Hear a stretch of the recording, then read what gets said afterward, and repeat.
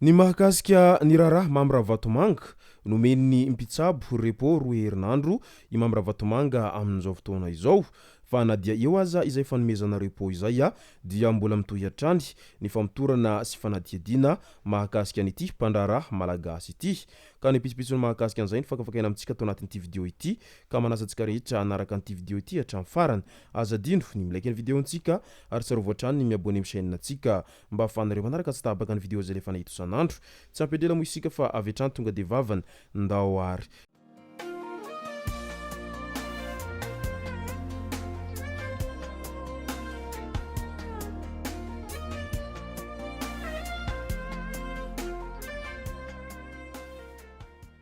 ny tonga tsy miarahaba hono namantezitra ka dia faly miarahaba isika rehetra mpanaraka tsy tabaka an'ity chaîne ity tenako amin'ity androandroany ity araka an'izay efa natsipiko zay dia ny mahakasika ny raharaha Mamra Vatomanga no tena mimpanantsika atao anatin'ity video ity fa milohan'izay dia andao aloha rezantsika ireto tsara fantatra manaraka ireto fandaharana asa ankapobeny fitondrana tamin'ny talata 12 Novambra no nambarany Prime Ministre Ampahabemaso tao amin'ny lapan'ny teny miram-pirenena Tsimbazaza ny fandaharan'asa ankapobeny ny fitondrana fanavaozana na ny programme de mise en œuvre de la politique générale de l'État na PGE izay fivirina azony rehetra natriana moa izany rehetra izany isan'ny fandaharan'asa fanavaozana hoentin'ny fitondrana ao anatin'izany ny famerenana ny fampitokisan'ny olom-pirenena sy ny mpitondra fanjakana ny fanamafisana ny fahaiza-mitantana sy ny fangaraharana ny firosoana tanteraka amin'ny ady amin'ny kolokolo sy ny fahadiovana ankoatra zay vakina Ampahabemaso amin'ny androny 7 Novambra ny volavolan-dalàna mifeny fitantanambolam-panjakana izay laharana 812 tsipika 524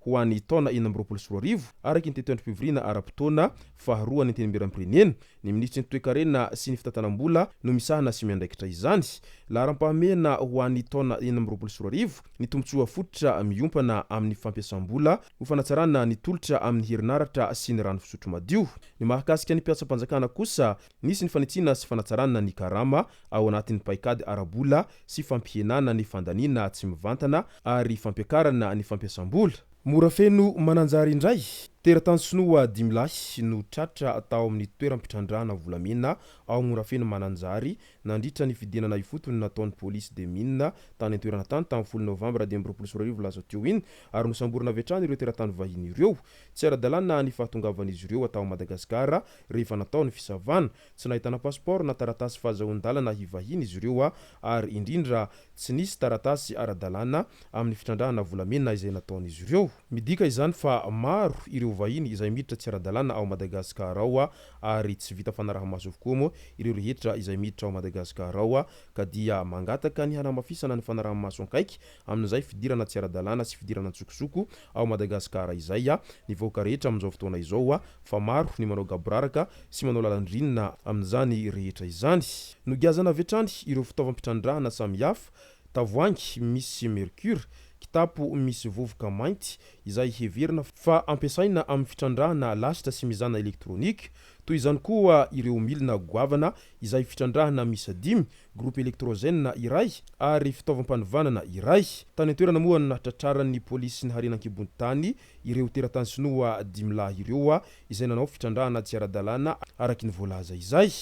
ka dia eo ampelantanany manam-pahefana izy ireo amin'izao fotoana izao ary mbola miandry ny toy ny tiraharaha fitrandrahana tsy ara-dalàna ity ny rehetra amin'izao ankehitriny izao tetezana mahavavy filanam-pirenena fahaenina indray efa tonga any Ambilobe ireo fitaovana hanamboarana ny tetezana mahavavy izay potika nandritra ny fandalovan'ny rivodoza gamanina tamin'ny volana martsa 2024 efa ela moa izay ny andrasana an'izay dia izao tonga izao ireo fitaovana hanamboarana an'izay tetezana mahavavy izay Beza Betoky Atsimo natotry ny mponina ny gendarmeria atao an-toerana ny lehilahy ka efa misokatra ny famotorana mahakasika an'ity tovolahy iray izay tratra niaraka tamin'ny taolandava misa 17 tamin'ny 12 Novambra lasa teo iny tao amin'ny fokotany Salovaratsy commune Beza districtany Betoky Atsimo no nahitana an'ity lehilahy izay tratehaka niaraka tamin'ny taolampaty ity tany an-toerana tany midika izany fa mbola misy ihany ireo izay minia mangalatra taolampaty amin'izao fotoana izao na dia tsy fantatra aza ny toerana handefasan'izy ireo an'izay taolampaty izay angalarin'izy ireo zay fa ny fantatra izy ireo dia izay mangalatra izay fotsiny no ao an-tsainy rehefa aveo dia io tratra io ary mety hinany tsy fihinany amin'izay rehefa tratra manoloana an'izany rehetra izany ny amin'ny mahakasika raharaha Mamra Vatomanga amin'izay andao asina resaka ity raharaha mahakasika ny mpandraraha malagasy ity. Haverina ao Madagasikara ho tsaraina hoy ny filoham-panjakana ary mandeha koa ny asa ho famerenana ny vola izay lasany. Tonga tao Madagasikara ireo mpisolovava Mauritiana manampy any Madagasikara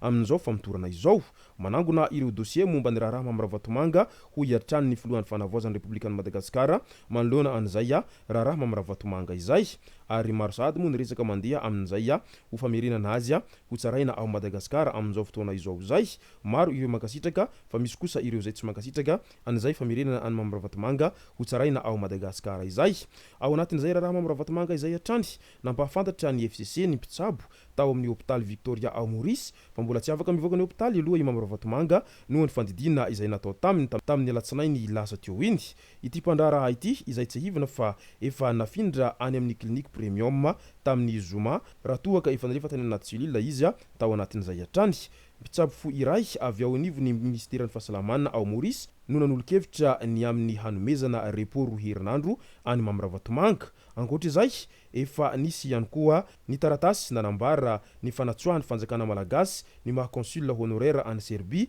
sy ny Côte d'Ivoire an'ity mpandraharaha Mamaravantomanga ity amin'izao ankehitriny izao. Foana ny sata maha-consul azy any Serbie sy ny Côte d'Ivoire nanamafy ny ministeran'ny fitsarana fa foana tanteraka izay sata izay